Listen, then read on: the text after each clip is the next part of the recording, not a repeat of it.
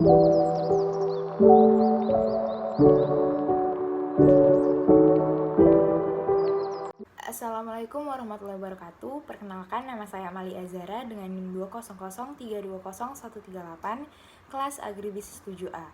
Di sini saya akan melakukan review dari laporan PKL. PKL di sini yaitu terletak di PT Indonesia Kebun Mata Pau, di mana diawali dengan latar belakang yaitu adanya perkembangan industri perkebunan di Indonesia yang berkembang pesat dapat dilihat dari banyaknya pabrik-pabrik kelapa sawit. Proses pengolahan di pabrik kelapa sawit sendiri yaitu bersifat kontinu yaitu atau berkelanjutan. Untuk mendapatkan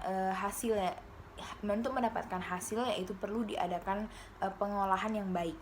Sejarah PT Indo Indonesia Kebun Mata Pau sendiri, pada awal lahirnya PT ini bernama PT Sosfin Medan SA, Société Financière des Cochus Medan Société Anonyme. Perkebunan ini awalnya dimiliki oleh perkebunan Belgia, Sosfin Medan, yang mempunyai hak konsesi dan di bawah naungan pemerintah Hindia Belanda, di mana pabrik ini didirikan tahun 1926 di perkebunan Mata Pau, dan pembangunan pabrik ini selesai pada tahun 1927. Pada tahun 1942, perusahaan ini diambil alih secara paksa oleh pemerintahan Jepang. Setelah proklamasi kemerdekaan yaitu tahun 1945, perusahaan ini dikuasai oleh pemerintahan Republik Indonesia. Kegiatan usaha perusahaan, di mana PT Sosfindo ini sendiri memiliki luas lahan sekitar 37.800 hektar yang berlokasi di Sumatera Utara dan Nanggroe Asia Darussalam. Perkebunan karet seluas 10.510 hektar dan memiliki pabrik perkebunan serta pabrik pengolahan. Hasil produksi perkebunan PT Sosfindo ini baik kelapa sawit maupun karet diolah di pabrik sendiri yang dimiliki yang berjumlah 14 pabrik, yaitu 9 pabrik kelapa sawit yaitu palm oil mill, mengolah tandan buah segar menjadi CPO atau crude palm oil, yaitu satu pabrik refinery atau fractionation and refining factory yang mengolah CPO menjadi BD palm oil. Kemudian satu pabrik minyak inti sawit yang mengolah inti sawit atau palm kernel menjadi minyak inti sawit. Kemudian 3 pabrik cram rubber serta CPO dan turunannya disimpan sementara storage sebelum diekspor di tang instalasi Belawan. Kebun pendukung, di mana kebun kelapa sawit yang menyuplai bahan baku TBS atau tandan buah segar masuk ke PT Sosfindo Kebun Mata Pau untuk diolah berasal dari kebun sendiri dan dari kelompok tani rakyat sekitar, di mana kebun PT Sosfindo sendiri menyuplai tandan buah segar.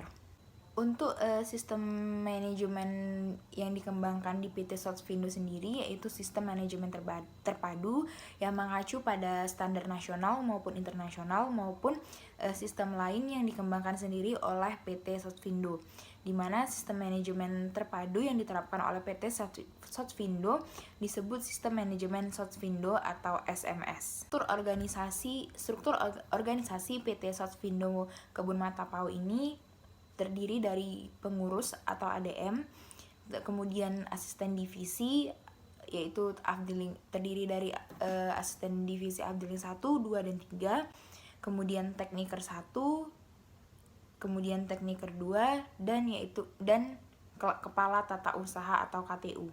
Adapun proses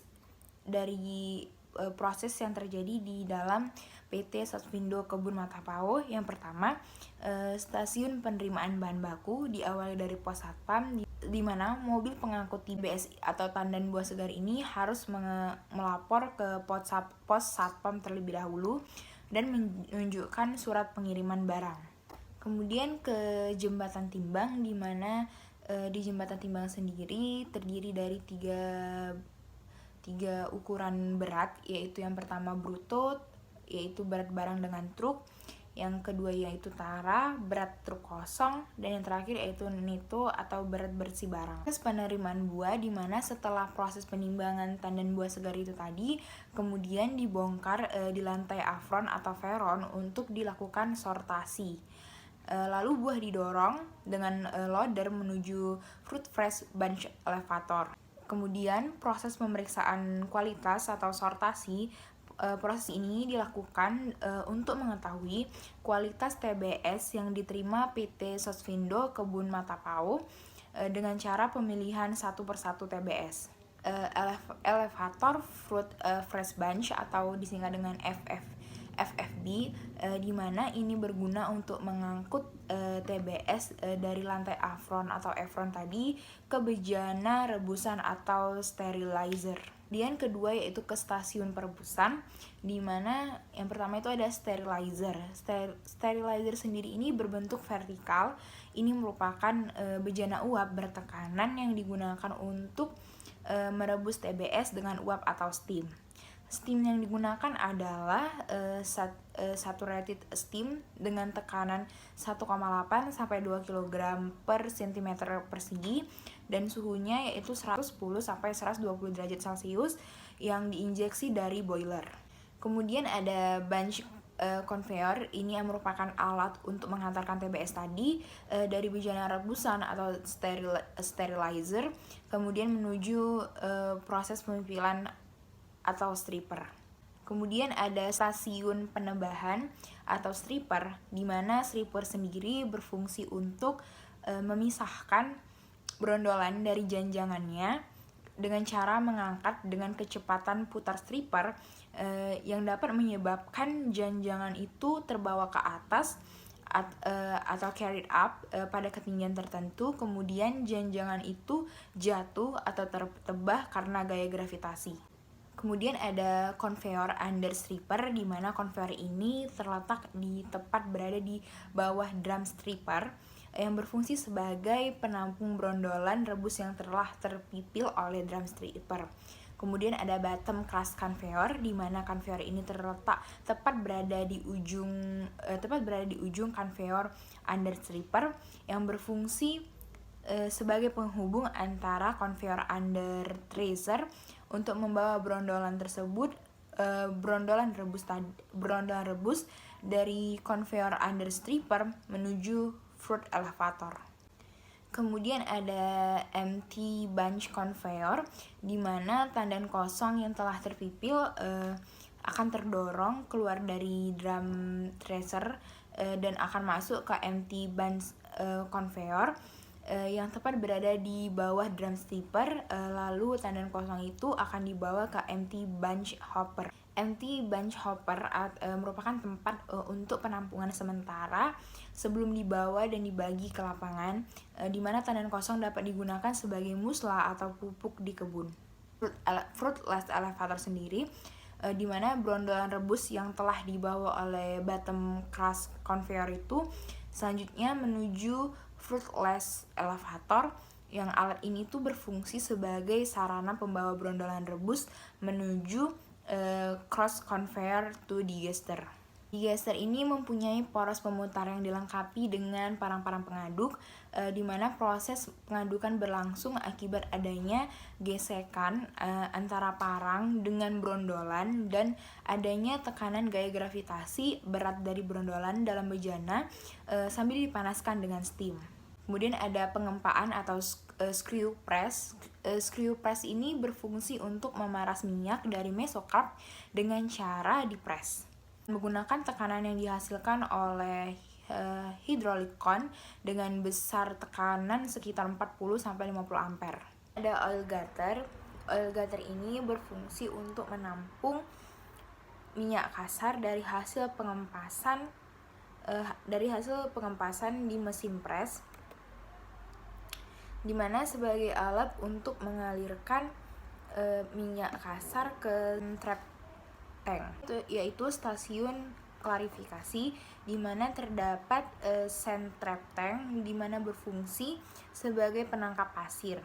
Vibrating AMCO, di mana vibrating ini berfungsi untuk menyaring massa padatan ampas yang terikut minyak kasar atau crude oil yang berasal dari serabut-serabut yang dapat mengganggu proses pemisahan minyak.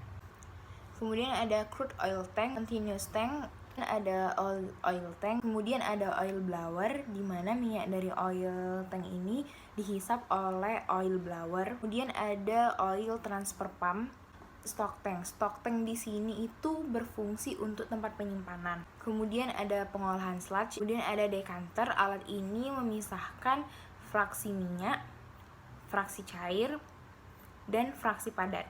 Kemudian lalu terdapat solid conveyor dan solid hopper. Kemudian ada water pass tank, di mana tangki ini berfungsi sebagai tempat penampungan water pass hasil dari pemisahan decanter yang masih mengandung minyak. Kemudian ada sludge separator, kemudian ada decanted tank, kemudian ada stasiun pengolahan biji. Pertama yaitu terdapat cake breaker conveyor atau disingkat dengan CBC, pericarper, dan ada wet nut conveyor, kemudian ada crack mixture conveyor 1 dan 2, kemudian ada clay bath, kemudian ada kernel conveyor, kemudian ada kernel dryer, kemudian ada cell grading, kemudian stasiun boiler, kemudian ada terdapat kamar mesin, kemudian ada stasiun pengolahan limbah, di mana pengolahan limbah atau effluent treatment, kemudian ada analisa laboratorium. Sekian dari saya, lebih dan kurang saya mohon maaf. Assalamualaikum warahmatullahi wabarakatuh.